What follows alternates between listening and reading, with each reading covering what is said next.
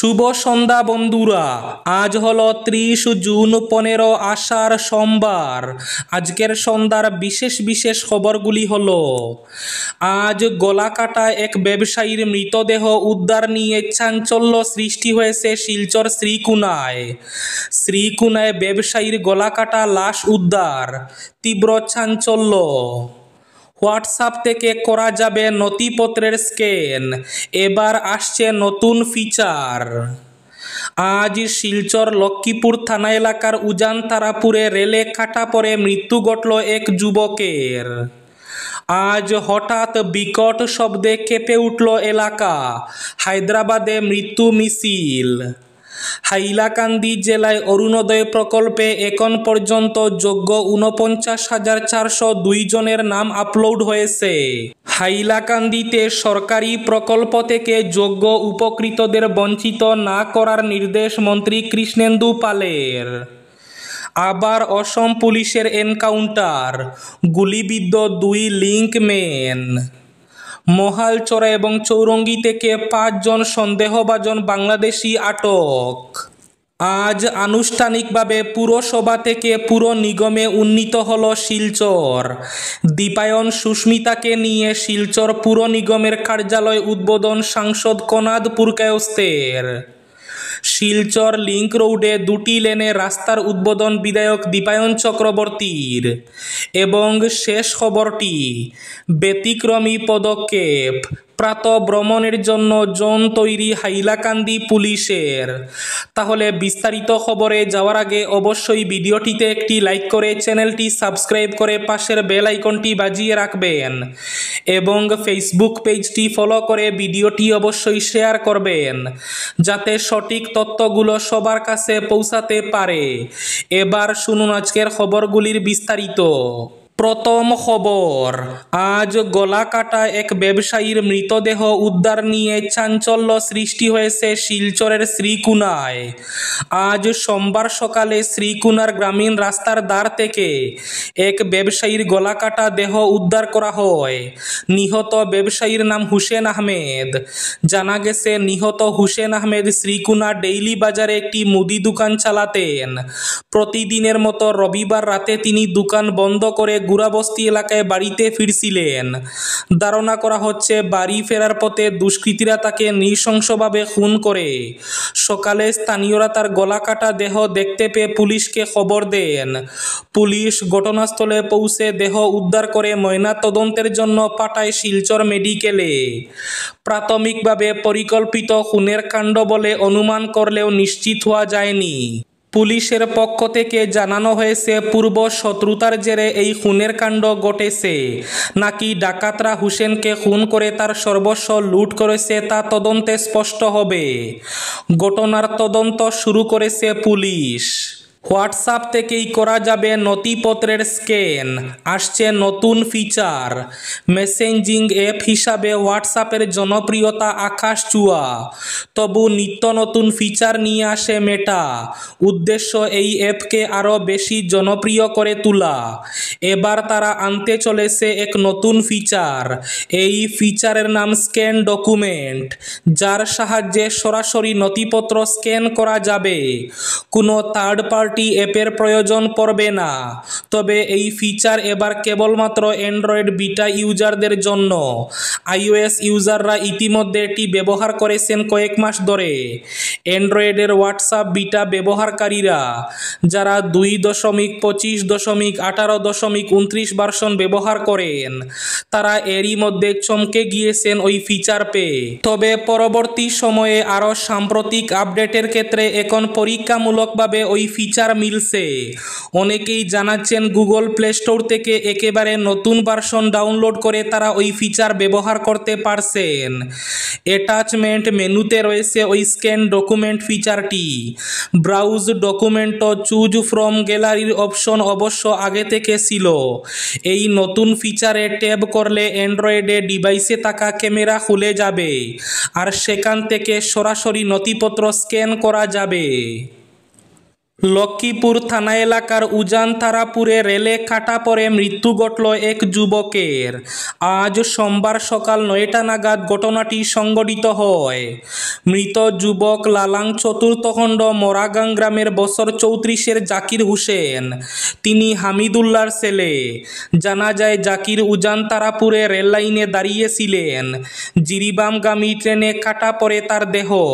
ঘটনাস্থলেই মৃত্যু ঘটে। তবে কেন জাকির হোসেন রেল লাইনে দাঁড়িয়েছিলেন তা জানা যায়নি। এ নিয়ে চাঞ্চল্যের সৃষ্টি হয়েছে এলাকায়। আজ হঠাৎ বিকট শব্দে কেঁপে উঠল এলাকা। হায়দ্রাবাদে মৃত্যু মিছিল। হায়দ্রাবাদে একটি রাসায়নিক কারখানায় বিস্ফোরণে অন্ততপক্ষে 10 জনের মৃত্যুর খবর পাওয়া গেছে। আজ সোমবার সকালে নিজামের শহরে সিগাচি ইন্ডাস্ট্রিজ নামের একটি নতুন গবেষণা এবং উন্নয়ন কেন্দ্রে এই দুর্ঘটনা ঘটে। সঙ্গারেড্ডি জেলার পাশা মাইলারাম শিল্পাঞ্চলে থাকা এই কেমিক্যাল ফার্মের একটি রিয়েক্টর বিস্ফোরণের ঘটনায় আহত হয়েছেন বহু। দুর্ঘটনার পর দমকলের ইঞ্জিন ঘটনাস্থলে পৌঁছে আগুন আয়ত্তে আনে। আহতদের উদ্ধার করে পার্শ্ববর্তী হাসপাতালে পাঠানো হয়। প্রত্যক্ষদর্শীদের বিবরণ অনুযায়ী তেলের একটি ট্যাঙ্কার এলপিজি সিলিন্ডার ভর্তি একটি ট্রাকের পাশে রাখা ছিল। সেই সময় হঠাৎ করে আগুন ধরে যায়। প্রথমে ট্যাঙ্কারের ব্যাটারি ফেটে যাওয়ায় সেখান থেকে আগুন ছড়িয়ে পড়ে ট্রাকে।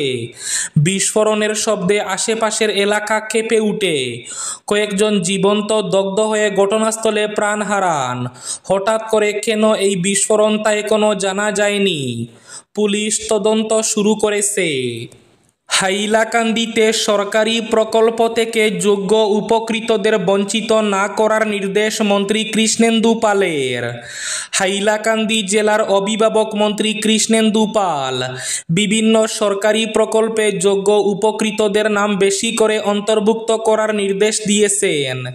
তিনি সোমবার অর্থাৎ আজ হাইলাকান্দির জেলা কমিশনারের সভাকক্ষে জেলায় 4টি সরকারি প্রকল্পের অধীনে উপকৃতদের নাম চয়ন করার কাজ খতিয়ে দেখতে এক রিভিউ মিটিংয়ে এই নির্দেশ দেন। সভায় জানানো হয় অরুণোদয় 3 প্রকল্পে এখন পর্যন্ত যোগ্য ৪৯,৪০২ জন উপকৃতদের নাম আপলোড করা হয়েছে। মুখ্যমন্ত্রী আত্মনির্ভর আসাম অভিযানে ১,১৮৬ জন সুবিধাভোগীর নাম বাছাই কমিটি চূড়ান্ত করেছে। মুখ্যমন্ত্রী মহিলা উদ্যমিতা অভিযান প্রকল্পে ১,৭৬৪ জন সুবিধাভোগীর নাম চূড়ান্ত করা হয়েছে। এছাড়া চা বাগান কর্মীদের প্রকল্প একটি কলি 2টি পাতায় এ পর্যন্ত জেলার ১১,৯২৮ জন উপকৃত হয়েছেন বলে সবাই জানানো হয়। সবাই প্রকল্পগুলির মাধ্যমে আরও যোগ্য লোকজন কিভাবে উপকৃত হতে পারেন সে ব্যাপারে পদক্ষেপ নেওয়ার রূপরেখা তুলে দেন অভিভাবক মন্ত্রী কৃষ্ণেন্দু পাল। অসম পুলিশের এনকাউন্টার, গুলিবিদ্ধ 2 লিঙ্কম্যান। অসম পুলিশের বন্দুক আবারও গর্জন করল। এবার বোকাখাতে রাতে এক অপরাধীকে এনকাউন্টার অসম পুলিশের। এনকাউন্টারে আহত হয় সিআরপিএফ ক্যাম্পের বিস্ফোরণ ঘটানো লিঙ্কম্যান ভবেশ কলিতে এবং সঞ্জীব বড়ুয়া। উল্লেখযোগ্য যে 24 জুন পানবাড়ি সাপাজুরি বোকাখাতে সিআরপিএফ ক্যাম্পে একটি গ্রেনেড বিস্ফোরণের ঘটনা ঘটেছিল। গ্রেনেড বিস্ফোরণে জড়িত লিঙ্কম্যানরা ছিলেন ভবেশ কলিতে এবং সঞ্জীব বড়ুয়া। অঙ্কুর দাস এবং রূপজ্যোতি দাসকে গ্রেনেড সরবরাহ করেছিলেন ভবেশ কলিতে এবং সঞ্জীব বড়ুয়া। পানবাড়ি কৃষি পামের কাছে ভবেশ কলিতে এবং সঞ্জীব বড়ুয়া গোপনে 2টি পিস্তল লুকিয়ে রেখেছিল। 26 জুনের রাতে পুলিশ তাদের তেজপুর এবং লখিমপুর থেকে গ্রেফতার করে। মহালচরা এবং চৌরঙ্গি থেকে 5 জন সন্দেহভাজন বাংলাদেশি আটক। দেশে অবৈধভাবে প্রবেশ করা বিদেশি নাগরিকদের ধরপাকড় শুরু হতেই দেশের বিভিন্ন সীমান্ত দিয়ে নিজ দেশে ফেরার পথে ধরা পড়ছেন নাগরিকরা। বিশেষ করে অবৈধভাবে প্রবেশ করা বাংলাদেশি পশ্চিমবঙ্গ, ত্রিপুরা, অসম সীমান্তে আটকা পড়ছেন। অনুরূপভাবে অসমের কাছাড় সীমান্তের বেশ কয়েকবার রোহিঙ্গা এবং বাংলাদেশি জনতার হাতে ধরা পড়েন। একইভাবে কাছাড় জেলার পশ্চিম কাটিগড়ার মহালচরা সীমান্ত এলাকায় রবিবার বাংলাদেশে প্রবেশের চেষ্টা করেছিলেন বাগেরহাটেরই সাইদুল ইসলাম এবং মোহাম্মদ দুলাল। স্থানীয় জনতা তাদের গতিবিধি সন্দেহজনক মনে করে পাকড়াও করেন এবং সঙ্গে সঙ্গে গুমরা থানার পুলিশের হাতে তুলে দেন। পরবর্তীতে তাদের শিলচর পুলিশ প্রশাসনের হাতে হস্তান্তর করা হয়। মহালচরা এবং চৌরঙ্গী দুটি পৃথক পৃথক স্থান থেকে মোট 5 জন সন্দেহভাজন বাংলাদেশি নাগরিককে আটক করে শিলচরে পাঠানো হয়েছে। সীমান্ত এলাকায় অবৈধ যাতায়াতের ঘটনা বৃদ্ধি পাওয়ায় প্রশাসনের ভূমিকা, নজরদারি এবং কার্যকারিতা নিয়ে প্রশ্ন তুলেছেন সাধারণ মানুষ। এই ধরনের অবৈধ অনুপ্রবেশ রোধে আরও কঠোর নিরাপত্তা ব্যবস্থা এবং নিরবিচ্ছিন্ন নজরদারির দাবি উঠছে এলাকাবাসীর মধ্য থেকে। শিলচর পুর নিগমের কার্যালয়ে উদ্বোধন করলেন সাংসদ কনাদ পুরকায়স্থ। এর সঙ্গে আনুষ্ঠানিকভাবে পুরসভা থেকে পুর নিগমে উন্নীত হল শিলচর।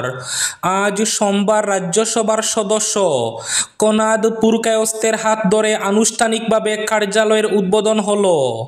আজকের উদ্বোধনী অনুষ্ঠানে তৃণমূল কংগ্রেসের রাজ্যসভা সদস্য সুস্মিতা দেব, শিলচরের বিধায়ক দীপায়ন চক্রবর্তী সহ অন্যান্যরা উপস্থিত ছিলেন। সাংবাদিকদের মুখোমুখি হয়ে রাজ্যসভার সদস্য কনাদ পুরকায়স্থ বলেন, শিলচরবাসীর জন্য আজ এক ঐতিহাসিক মুহূর্ত। শিলচর পুর নিগম থেকে জনগণ আগামীতে আধুনিক সেবার সুবিধা লাভ করবেন। তিনি মুখ্যমন্ত্রী ডক্টর হিমন্ত বিশ্ব শর্মার প্রতি কৃতজ্ঞতা প্রকাশ করেন। বলেন, বরাক ব্রহ্মপুত্রের সম উন্নয়নের একটি প্রমাণ শিলচর পুর নিগম। ব্যতিক্রমী পদক্ষেপ, প্রাতঃ ভ্রমণের জন্য জোন তৈরি হাইলাকান্দি পুলিশের। প্রতিদিন প্রাতঃ ভ্রমণ করা শরীর ও মন সুস্থ রাখার অন্যতম সহায়ক। অবশ্য অনেকেরই প্রতিদিন ভোরে উঠে প্রাতঃ ভ্রমণ করা দৈনন্দিন জীবনের অন্যতম অঙ্গ হয়ে গিয়েছে। এবার শরীর ও মন সুস্থ রাখতে হাইলাকান্দির নাগরিকরা যাতে স্বাচ্ছন্দ্য এবং নিরাপদে প্রতিদিন মর্নিং ওয়াক করতে পারেন, এর জন্য একটি জোন তৈরি করে দিয়েছে হাইলাকান্দি পুলিশ। ভোর 5টা থেকে সকাল 6:30 পর্যন্ত প্রাতঃ ভ্রমণ করার জন্য 3টি সড়ক চিহ্নিত করে সেখানে সব ধরনের গাড়ি প্রবেশ নিষিদ্ধ করা হয়েছে।